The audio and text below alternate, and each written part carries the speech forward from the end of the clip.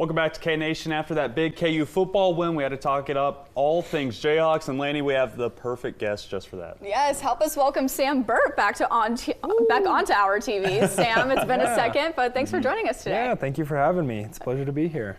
Of course it is. Just kidding. Thank you. And you did graduate in 2022, so you've been around for the Lance Leipold era of KU football and before that. How have you just kind of seen his era of this program really take a step up? Yeah, I mean, it's just completely different because I was there for 6 seasons, so I got to see the tail end of Beaty and then Miles and then Lance. And I think just Lance just does a great job of having so much more of just a culture and like being defined, I guess. Like everyone has a culture, whether it's good or bad, but what Lance Leipold has brought to Kansas is just a winning mindset, and it's in everything that they do. It's in the DNA of the program now, and that's why you see from year 1, 2, and now 3, you see progressive changes from where we were to just changing mindsets of these players, kids, and now they're adjusting to the culture, and now they have a winning mindset, and it's just been amazing how he has taken that program from obviously the bottom and taking it to being very competitive.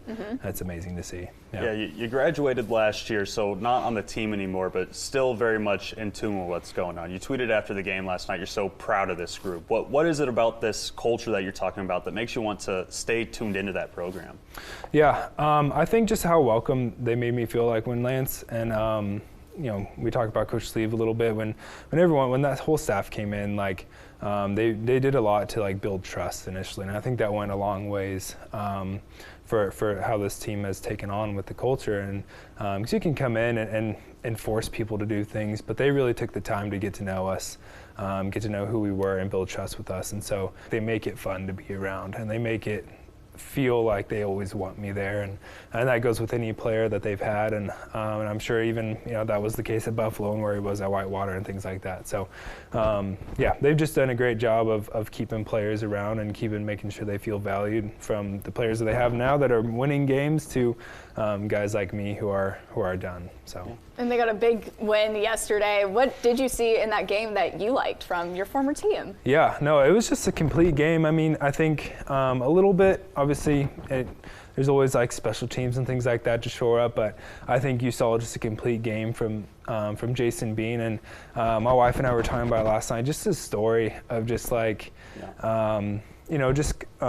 difficulty in his playing career, transferring here after North Texas, and then went through senior day last year, came back competing for a spot, but obviously with Jalen there, like it was very much so in question. But just seeing him to be able to take this team to being 7-2 for the first time, I think since '09, has just been truly incredible, and it's really a big part of a thing he can hang his hat on later. But obviously defense was awesome. I'm a defensive guy, so it was, I mean, defense looked stout yesterday, and they got the job done, and I'm always proud of my guys there.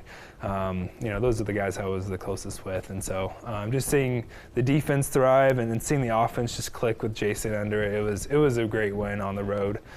Jack Trice, I've been there. It's a difficult place to win, and so it's a huge win for our program moving forward. That's awesome. Yeah.